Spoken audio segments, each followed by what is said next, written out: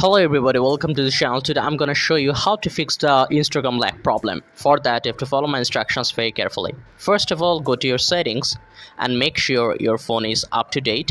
So if it's not, you have to update your phone. After that, go to the search bar and search for Instagram. You can also go to the Instagram application from your app management section. So I'm going to go directly from the search bar. Then you have to go to the storage and cache. Then make sure it is cleared, and you have to clear the storage as well as clear the cache. After that, you have to go to the Play Store and search for Instagram and make sure your Instagram is updated. You can see that my one is not updated, so I have to update this application. And after that, hopefully there will be no problem. If you still face any problem, you can comment down below. I will try to solve the problem directly through the comment section.